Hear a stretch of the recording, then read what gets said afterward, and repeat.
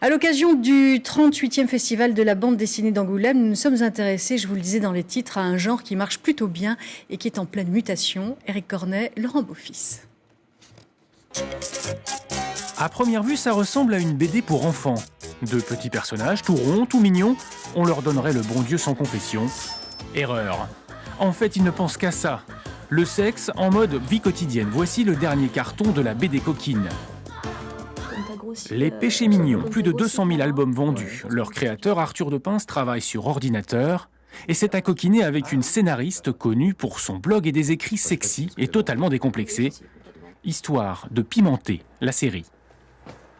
C'est pas seulement les petites histoires de couple un peu mignonnes, c'est-à-dire que Maya a apporté aussi quelque chose dans Péché mignon, c'est le côté trash. Quand on est un homme et qu'on parle de sexualité, on est toujours un peu accusé d'être un espèce de pervers et de cochon. Si c'est une fille qui l'écrit, eh ben, dans ce coup, c'est plus très grave, c'est une espèce de travail intellectuel, artistique, mais c'est pas du tout quelque chose de charnel ou sexuel. C'est très confortable. Et il est là, le secret. Le secret d'un succès sur lequel l'éditeur a surfé illico en créant Fluide.g, le premier magazine BD féminin. Sophie.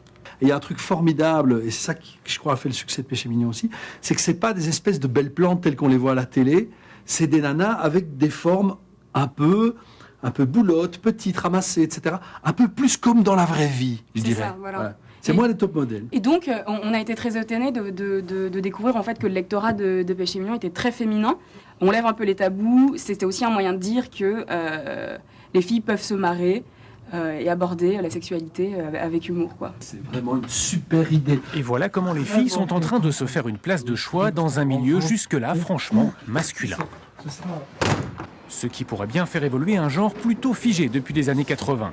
Toujours planqués au fond du magasin, les rayons érotiques misent toujours sur les mêmes auteurs, les classiques.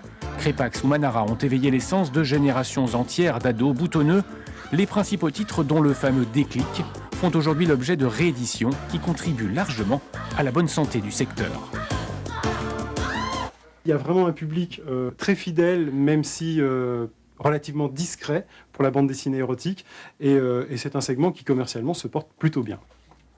L'arrivée des filles d'un côté, les indémodables de l'autre. Pour la BD Polissonne, pas de dégringolade en vue.